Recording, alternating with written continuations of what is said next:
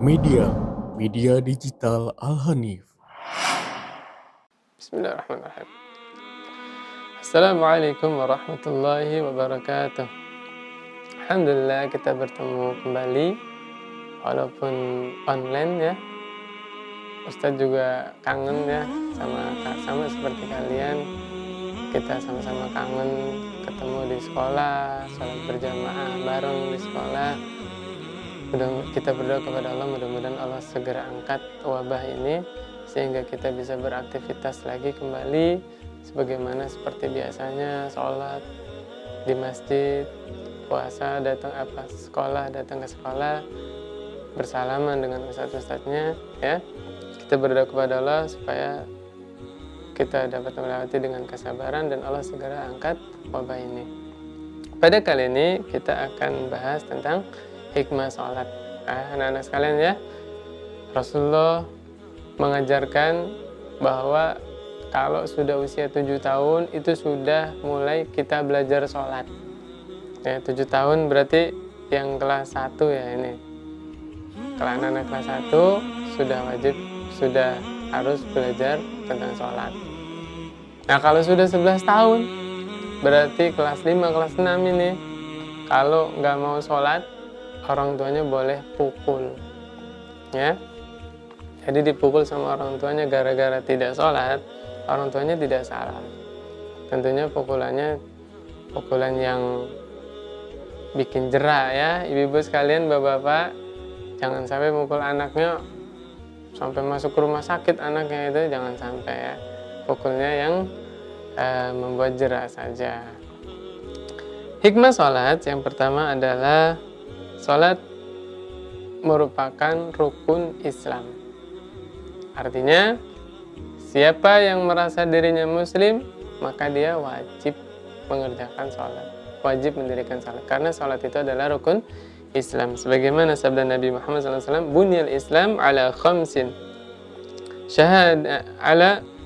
Syahadati an la ilaha illallah, wa anna Muhammad Rasulullah, wa iqamis shalah, wa ita'iz zakah, wa shaumi Ramadan, wa hajjil bait.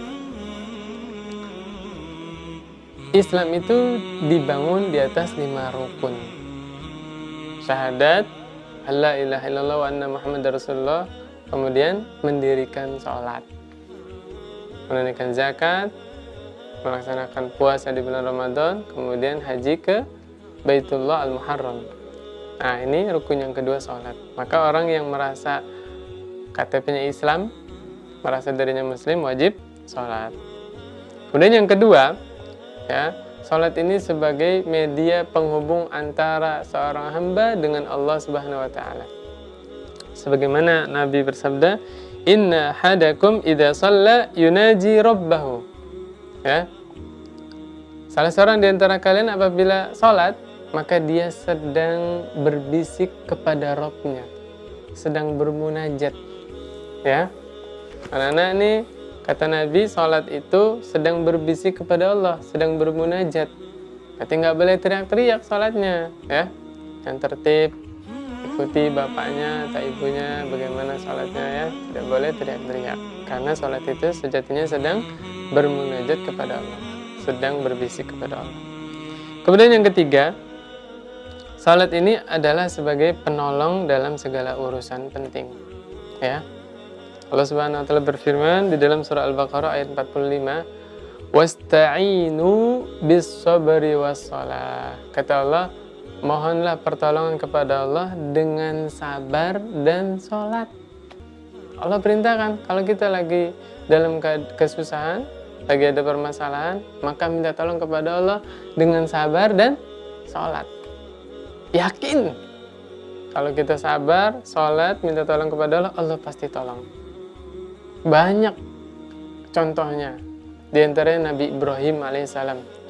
Dulu pernah beliau melakukan perjalanan ke Mesir bersama istrinya. Kemudian istrinya diculik, ya, dibawa sama pasukannya Fir'aun, menghadap Fir'aun, ingin berbuat macam-macam Fir'aun kepada istrinya. Kemudian Nabi Ibrahim sholat. Nabi Ibrahim pasrahkan kepada Allah Subhanahu wa taala, Allah tolong. Nabi Ibrahim tidak datang ke Fir'aun. Nabi Ibrahim di rumah sholat, istrinya pengen diganggu sama Firaun, Allah lindungi, Allah tolong, Masya Allah ya. Dan masih banyak lagi contoh-contoh dari para salaf bahwa kita bisa memohon pertolongan kepada Allah dengan cara sholat tadi. Kemudian yang berikutnya, sholat ini bisa mencegah dari perbuatan maksiat dan kemungkaran.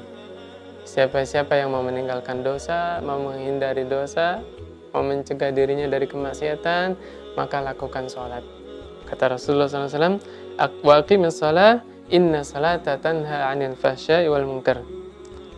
Atau Allah Subhanahu wa taala berfirman di dalam surah Al-Ankabut ayat 45. Dan dirikanlah sholat, karena sholat itu sesungguhnya bisa mencegah perbuatan yang keji dan mungkar ya. Kemudian yang berikutnya, yang kelima, kata Rasulullah SAW, sholat ini adalah sebagai cahaya. Cahaya bagi orang-orang yang beriman yang memancar dari dalam hatinya dan menyinari ketika di padang mahsyar nanti ya. Salat ini bisa menjadi cahaya bagi orang-orang beriman ketika di dunia dan di akhirat. Rasulullah SAW bersabda, as-salatu nurun. Salat itu adalah cahaya. Kemudian di dalam riwayat yang lain, man hafadhu 'alaiha kanat lahu nurun wa burhanan wa najatan yaumil qiyamah.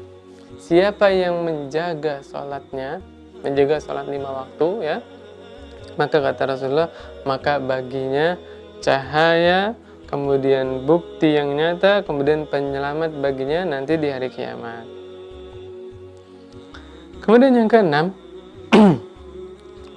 salat dijadikan oleh Allah Subhanahu wa taala adalah tolak ukur kebahagiaan seseorang. Seseorang dikatakan dia merasakan kebahagiaan yang hakiki ketika dia sudah bisa bahagia dengan sholatnya. Ya, kata Rasulullah SAW, ju'ilat qurratu aini fis shalah. Kata Rasulullah SAW, dijadikan penyejuk hatiku di dalam sholat. Jadi Nabi itu bahagianya ketika di dalam sholat, bukan selesai sholat. Ketika Rasulullah sedang safar dengan Bilal, dengan sahabat-sahabat yang lain, kemudian Rasulullah lelah dengan para sahabat lain, Rasulullah bilang kepada Bilal, ya Bilal, arihni bis shalah. Wahai Bilal, istirahat kami dengan sholat. Istirahatkanlah kami dengan sholat. Lihat, Rasulullah istirahatnya sholat. Makanya kita nggak aneh ketika mendengar riwayat Rasulullah SAW sholat malam baca surah Al-Baqarah, nggak ruku, lanjut surah An-Nisa, lanjut surah Ali Imran, Masya Allah. Karena betul-betul bahagia di dalam sholatnya. Jangan sampai ada di antara kita yang ketika tarawih misalnya, imamnya bacanya agak panjang, mulai mengeluh. Pas imamnya salam, assalamualaikum, dia bilang alhamdulillah, selesai sholatnya. Na'udzubillah min dzalik. Bukan begitu ya. Seorang muslim mestinya dia berbahagianya di dalam sholat, bukan berbahagia ketika sudah selesai sholat, malah dia senang kalau sholatnya sudah beres. Keliru ya. Yang berikutnya, sholat ini bisa menjadi pelebur dosa. Masya Allah ya. Dengan kita sholat, dengan sebab sholat itu Allah akan menghapuskan dosa-dosa kita. Kata Rasulullah SAW, ara'aitum law anna naharan bibabi ahadikum yaghtasilu fihi kulla yawmin 5 marrat hal yabqa min darani syai'. Rasulullah SAW pernah bertanya kepada para sahabatnya, apa pendapat kalian apabila di depan pintu rumah kalian itu ada sungai, kemudian kalian mandi di sungai itu 5 kali dalam sehari, apakah masih tersisa kotoran di tubuh kalian? Maka kata para sahabat, la yabqa min darani syai', nggak ada kotoran sedikit pun di tubuh kita kalau mandinya 5 hari sekali. 5 kali sehari maksudnya, salah Ustaz ya. Kalau kita mandinya 5 kali dalam sehari, nggak kotor badan kita. Maka kata Rasulullah, kadzalika mithlu shalawatil khamsi yamhullahu bihinna al-khataya. Demikianlah salat 5 waktu. Lantaran salat 5 waktu yang kita kerjakan itulah Allah menghapuskan kesalahan-kesalahan kita. Ya. Di dalam riwayat yang lain Rasulullah SAW bersabda, as-salawatul khams wal jum'atu ilal jum'ah War Ramadan ila Ramadan mukaffiratun lima bainahuma idza tunibatil kabair. Salat 5 waktu itu menghapuskan dosa-dosa di antara keduanya. Kemudian Jumat ke Jumat lagi itu menghapuskan dosa-dosa di antara keduanya. Ramadan ke Ramadan lagi itu menghapuskan dosa-dosa di antara keduanya selama kita meninggalkan dosa-dosa besar. Masya Allah. Ternyata Allah syariatkan sholat 5 waktu, Allah syariatkan sholat Jumat, Allah syariatkan puasa di bulan Ramadan. Itu semua semata-mata karena Allah ingin menghapuskan dosa-dosa kita. Kemudian yang berikutnya, ya, sholat itu adalah sebagai tiang agama, ya. Rasulullah perumpamakan, ya, suatu bangunan tuh, misalnya orang bikin rumah atau bikin masjid, gimana kalau nggak ada tiangnya?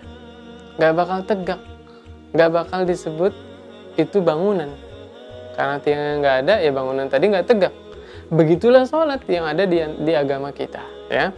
Kata Rasulullah SAW, Rasul amri al-Islam, wa amuduhu as-salah, wa dirwatu sanamihi al-jihadu fi sabilillah. Pokok dari seluruh urusan, ya, pokok dari perkara-perkara adalah Islam. Kemudian tiangnya adalah sholat. Kemudian puncak tertingginya adalah jihad di jalan Allah Subhanahu wa Ta'ala. Maka kalau kita ingin menegakkan agama kita, menegakkan Islam, maka tegakkan sholat. Karena sholat itu adalah tiang agama. Kemudian yang berikutnya, sholat ini merupakan pembeda antara orang yang beriman dengan orang yang kafir. Rasulullah SAW bersabda, bainar rajuli wa bainal kufri wa syirki tarkus shalah. Pembeda antara orang yang beriman dengan pembeda antara pemisah antara seseorang dengan kekufuran, dengan kesyirikan adalah meninggalkan sholat.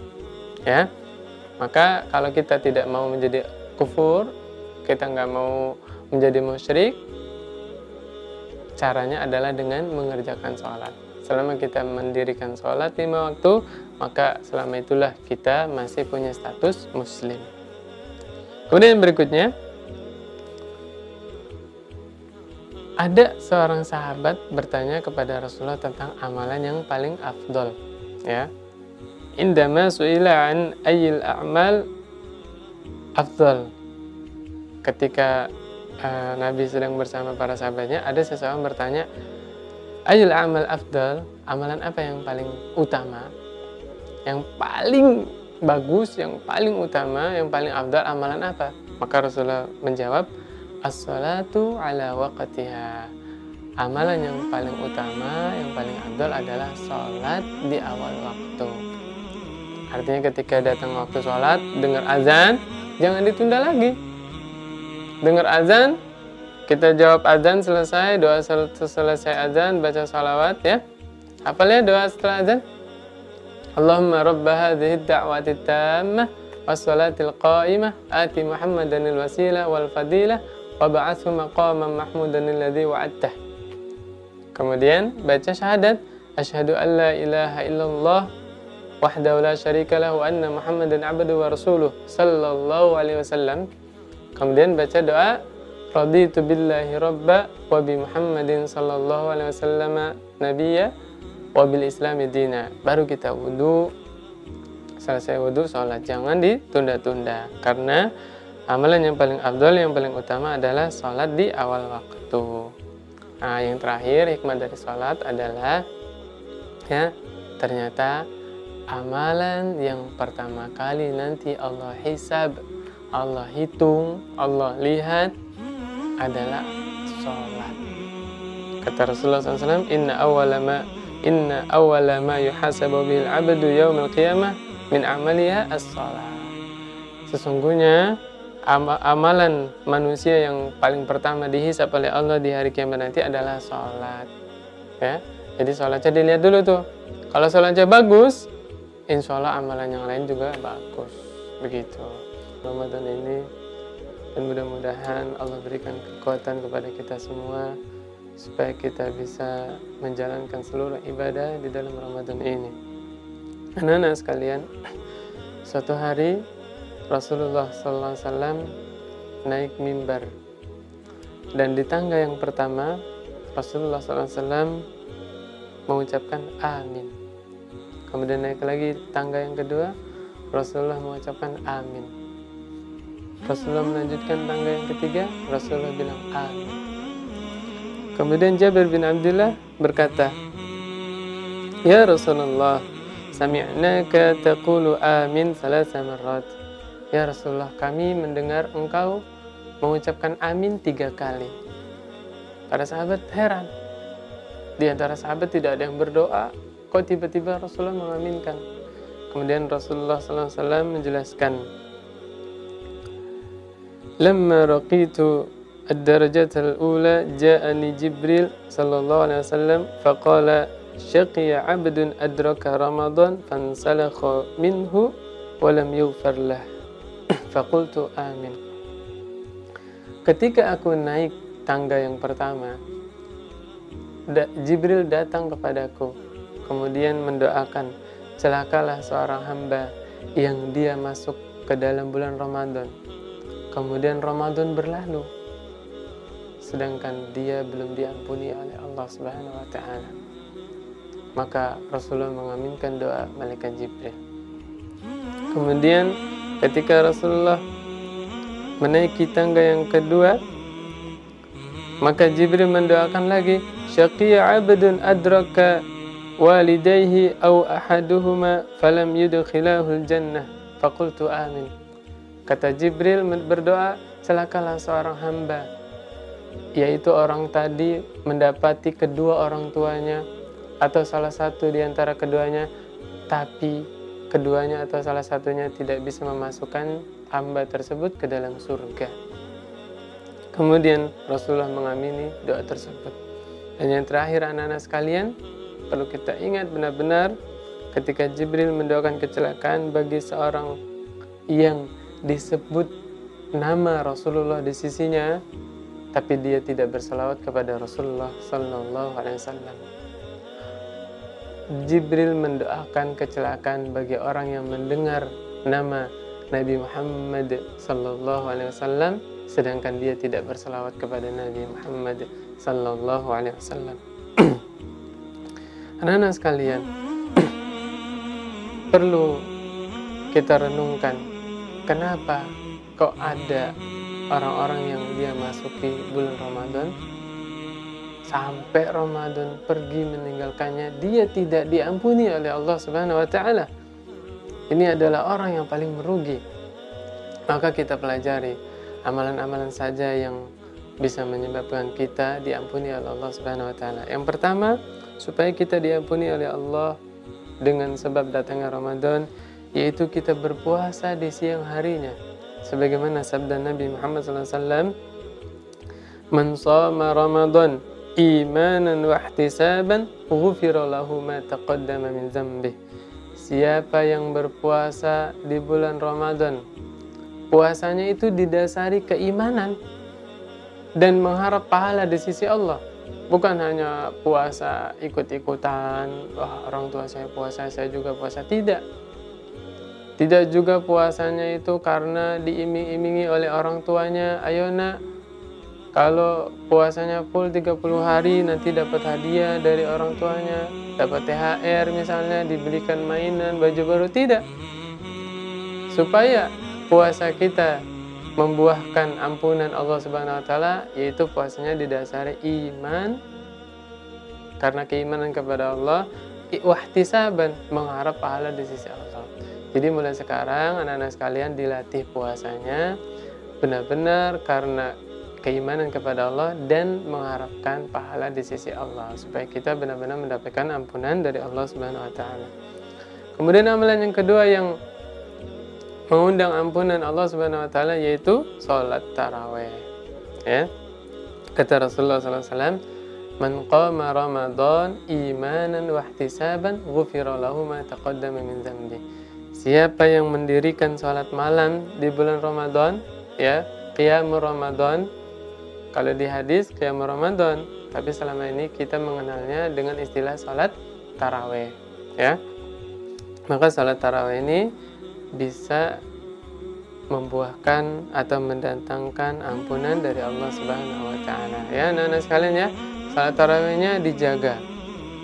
Kalau bisa full setiap malam. Ya. 11 rakaat. Semales-malesnya kita kalau lagi malas, lagi futur, minimal witir 1 rakaat aja nggak apa-apa ya. Anak-anak misalnya karena buka puasanya banyak, kekenyangan, habis sholat isya kok males banget disuruh diajak mamanya sholat bareng, nggak mau misalnya ya. Kalau memang benar males futur, minimal sholat witir 1 rakaat sebelum tidur, begitu. Jangan nggak sama sekali ya, karena buah dari sholat tarawih bisa mendatangkan ampunan dari Allah Subhanahu wa taala, begitu ya. Kemudian yang berikutnya, doa yang kedua tadi yang diamini oleh Rasulullah, yang didoakan oleh malaikat Jibril, yaitu seorang hamba yang mendapati kedua orang tuanya atau salah satunya tapi tidak bisa memasukkannya ke dalam surga. Makanya di dalam hadis yang lain Rasulullah bersabda, "Raghima anfun, summa raghima anfun, summa raghima anfun." Ya, man adraka abawaihi indal kibari ahaduhuma aw kilahuma falam yudkhilil jannah. Celakalah, celakalah, celakalah. Siapa yang celaka? Seseorang yang mendapati kedua orang tuanya atau salah satu di antara keduanya, tapi orang tuanya itu tidak bisa menjadi penyebab dia masuk ke dalam surga. Makanya kemarin sudah Ustadz singgung bahwa di antara amalan terbesar yang dianjurkan baik di dalam Ramadan atau di luar Ramadan adalah berbakti kepada orang tuanya. Ya, anak-anak sekalian, orang yang paling besar andilnya dalam hidup kita, punya pengaruh besar di dalam hidup kita setelah Rasulullah SAW adalah orang tua. Ingatkah ketika kita dulu baru lahir tidak bisa apa-apa? Kalau lapar nangis, pipis nangis, buang air besar nangis. Orang tua kita lah yang merawat kita. Ibu kita sudah mengandung 9 bulan, kemana-mana kita dibawa. Ibunya ke pasar ya dibawa. Gak mungkin bayinya ditaruh dulu di rumah kan, ibunya ke pasar. Ketika hamil, bayinya dibawa kemana-mana. Ya, tidak sampai situ. Melahirkannya, anak-anak bisa tanya ke ibunya masing-masing, bagaimana rasanya melahirkan. Ya, makanya dosa besar seorang anak yang berbicara nada tinggi kepada orang tuanya, terutama kepada ibunya. Dosa besar orang anak-anak yang melawan orang tuanya ya. Coba tanya ke mamanya ketika mamanya mengandung bagaimana rasanya, ketika mamanya melahirkan bagaimana rasanya. Sampai pun kita sudah lahir itu masih merepotkan orang tuanya. Malam-malam mestinya bapak ibunya istirahat, ini enggak. Mengurusi kita yang sedang rewel, yang masih lapar, yang nangis panjang malam, ya. Kemudian kata Rasulullah SAW di dalam hadis yang lain, al-walidu awsatu abwabil jannah fa in syi'ta fadi' dzalikal bab awih fazhu. Ya. Orang tua adalah pintu paling tengah yang bisa menyebabkan kita masuk surga. Maka terserah kata Rasulullah, mau menyia-nyiakannya atau mau menjaganya. Ya. Jadi orang-orang yang anak-anak sekalian yang ingin masuk surga, yang paling mudah jalannya adalah berbakti kepada orang tua. Al-Baidawi telah menjelaskan, inna lil jannah abwaba wa ahsanuha dukhulan aw satuha. Di dalam surga itu ada pintu yang paling baik, yang paling nyaman kita untuk memasukinya, yaitu pintu yang paling tengah. Itu tadi yang Rasulullah jelaskan, pintu yang paling tengah adalah berbakti kepada orang tua. Maka mulai sekarang anak-anak sekalian, ayo kita bergaul dengan orang tua kita, duduk dekat ibu kita, dekat bapak kita ya. Jangan sampai ibu kita teriak-teriak manggil, kita nggak datang-datang. Ini bisa menyakiti hati, menyakiti perasaan ibu kita ya. Maka solusinya duduklah dekat orang tua kita supaya ketika orang tua kita perlu, kita sudah ada di dekatnya, kita tidak perlu dipanggil teriak-teriak oleh bapak atau ibu kita ya. Kemudian yang terakhir anak-anak sekalian, ternyata bukan perkara remeh ketika nama Nabi disebutkan di sisi kita lupa bersolawat ya. Hendaknya kita bersolawat kepada Nabi kita yang mulia ketika nama Nabi kita Nabi Muhammad sallallahu alaihi wasallam ya. Karena bisa mendapat doa dari malaikat Jibril, yaitu doa kecelakaan, doa celaka. Celakalah orang yang nama Nabi Muhammad sallallahu alaihi wasallam disebut di sisinya tapi dia tidak bersolawat, didoakan kecelakaan oleh malaikat Jibril. Mulai sekarang ketika kita mendengar nama Nabi Muhammad sallallahu alaihi wasallam, maka kita bersolawat. Aqulu qouli hadza subhanakallahumma wa bihamdik asyhadu an la ilaha illa anta astaghfiruka wa atubu ilaik. Assalamualaikum warahmatullahi wabarakatuh.